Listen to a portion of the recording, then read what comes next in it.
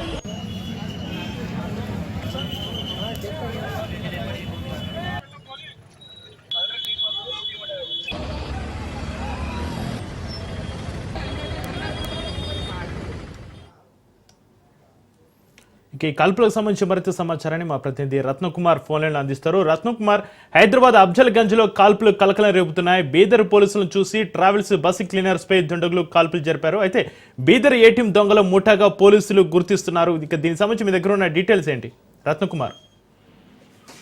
హైదరాబాద్ లో మరోసారి కాల్పుల కలకలం చెలరేగింది. అఫ్జల్గంజ్ లో యొక్క కాల్పులు అనేవి జరిగాయి.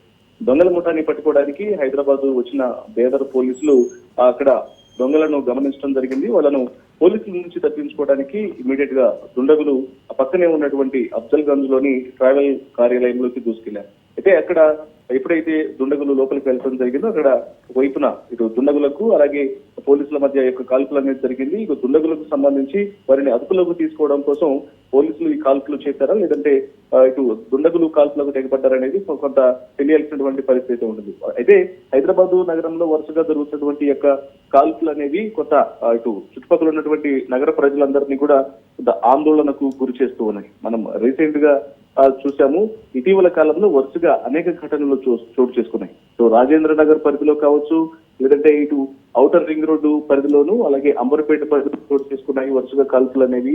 ఈ ఓపెన్ ఫైరింగ్ అనేది స్థానికంగా ఉన్నటువంటి పరిసర ప్రాంత ప్రజలను బెంబేలెత్తిస్తున్నటువంటి పరిస్థితి ఉంది. ఒకవేళ ఇలాంటి ఘటనలు మిస్ఫైర్ జరిగి ఎవరికైనా ఇబ్బందికరమైనటువంటి పరిస్థితులు ఎదురైతే ఎవరికి రెస్పాన్సిబిలిటీ అనేటువంటి కొంత ఆందోళనకరమైనటువంటి పరిస్థితి కూడా వినిపిస్తుంది. ఇప్పుడు తాజాగా జరిగినటువంటి ఘటనకు సంబంధించి కూడా ఇక్కడ స్థానికులు ఆందోళన వ్యక్తం చేస్తున్నారు. అయితే ఇది కేవలం దొంగల ముఠాన్ని పట్టుకోవడానికి హైదరాబాద్ వచ్చినటువంటి పోలీసులు అక్కడ దొంగలను గుర్తించడం జరిగింది. దుండగులను పట్టుకున్నటువంటి ప్రయత్నంలో భాగంగానే ఈ యొక్క కాల్పులు అనేవి జరిగినట్లు కూడా మనకు సమాచారం అందుతోంది. రత్నకుమార్, బీదర్ ఏటీఎం దొంగల ముఠాగా పోలీసులు గుర్తించారు. ఇంతకీ ఈ హైదరాబాద్ అఫ్జల్గంజ్లో కాల్పులు జరిపిన అనంతరం వారిని పోలీసులు పట్టుకునే ప్రయత్నం చేశారా? ఖచ్చితంగా, ఎందుకంటే వరుసగా చోరీలకు పాల్పడుతున్నటువంటి దుండగులకు సంబంధించి ముఖ్యంగా ఇటు సరిహద్దు ప్రాంతాల నుంచి కూడా నగరంలోకి ప్రవేశిస్తున్నటువంటి దుండగులు వరుసగా నగరంలో అనేక ప్రాంతాల్లో కూడా ఈ యొక్క చోరీలకు తెగబడుతున్నారు. కాబట్టి ముఖ్యంగా ఇప్పుడు బీదర్ లాంటి సరిహద్దు ప్రాంతాలలో ఈ యొక్క ఘటనలు అనేవి వరుసగా చోటు చేసుకుంటున్నాయి. వీటన్నిటి మీద ఇప్పటికే పోలీసులు ఫోకస్ చేయడం జరిగింది. ముఖ్యంగా అంతర్రాష్ట్ర ముఠాలు ఒకవేళ నగరంలోకి చొరబడ్డప్పటికీ లేదంటే శివారు ప్రాంతాల్లో సరిహద్దు ప్రాంతాల్లో ఉన్నటువంటి చోరీలు చూసేటువంటి గ్యాంగులు ఇక్కడ ఆశ్రయం పొందే ప్రయత్నాలు చేస్తున్నప్పటికీ కూడా ఇతర రాష్ట్రాలకు సంబంధించినటువంటి పోలీసులు కూపీలాగి పక్క సమాచారంతో రావడం జరిగింది. వారిని పట్టుకున్నటువంటి ప్రయత్నంలో భాగంగానే ఈ యొక్క కాల్పులు చోటు చేసుకున్నాయి. అయితే రత్నకుమార్, ట్రావెల్స్ బస్సు క్లీనర్ పైన ఈ దుండగులు కాల్పులు జరిపినట్టుగా తెలుస్తుంది. ట్రావెల్ బస్సు క్లీనర్స్ పరిస్థితి ఏ విధంగా ఉంది?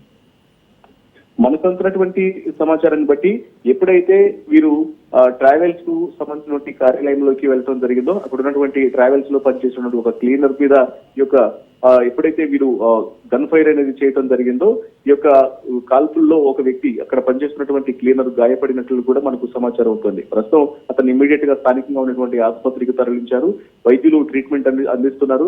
ప్రస్తుతం అతని పరిస్థితి మరికొంత సమయం గడిస్తే గానీ వైద్యులు ఒక స్పష్టత అయితే ఇవ్వలేని పరిస్థితి ఉంది. మొత్తానికి యొక్క అఫ్జల్గంజ్ లో చోటు చేసుకున్నటువంటి ఘటన స్థానికంగా ఉన్నటువంటి పరిసర ప్రాంత ప్రజలను కొంత ఆందోళనకు గురి చేసిందని చెప్పాలి. అయితే రత్నకుమార్, బీదర్ ఏటీఎంలో దొంగతనం చేసిన ఈ దొంగల ముఠ హైదరాబాద్కి ఏ విధంగా చేరుకున్నారు? ఏ వాహనంలో వచ్చారు? వారిని పోలీసులు ఏ విధంగా వెంబడించారు? వాస్తవానికి ఎప్పుడైతే బీదర్ లో వీరు అనేక ప్రాంతాల్లో కేవలం ఏటీఎం చోరీలకు మాత్రమే కాకుండా ఇతర ఇటు నివాస గృహాలు కావచ్చు, లేదంటే ఇతర ప్రాంతాల్లో కూడా వరుసగా చోరీలకు తెగబడుతూ ఒక గ్యాంగ్ గా ఏర్పడి పలు ప్రాంతాలను టార్గెట్ చేయడం జరిగింది. ఇక ఒక ప్రాంతంలో చోరీ చేసి మరొక ప్రాంతంలో రక్షణ పొందుతూ అంటే తప్పించుకునేటువంటి ప్రయత్నంలో భాగంగానే వీరు హైదరాబాద్ వచ్చినట్టు తెలుస్తుంది.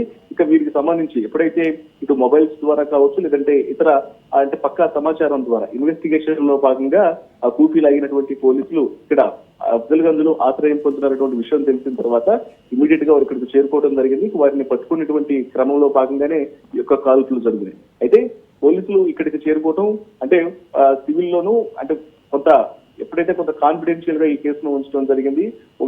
ఎప్పుడైతే పోలీసులను చూసి ఇమీడియట్ గా తప్పించినటువంటి ప్రయత్నం చేస్తారన్నటువంటి ఉద్దేశంతో వాళ్ళు కొంత ఇటు పక్క అంటే వేరే రూపాలలో ఇక్కడికి చేరుకొని వాళ్ళని పట్టుకునేటువంటి ప్రయత్నంలో భాగంగానే ఈ కాల్పులు జరిగాయి. ఈ క్రమంలోనే ఇటు పోలీసులకు అలాగే దుండగులకు మధ్య జరిగినటువంటి ఇక ఓపెన్ ఫైర్ లో అక్కడ కొంత గందరగోళం ఏర్పడి ఒక క్లీనర్ గాయపడినటువంటి పరిస్థితి ఏర్పడింది. Right, thank you Ratnakumar.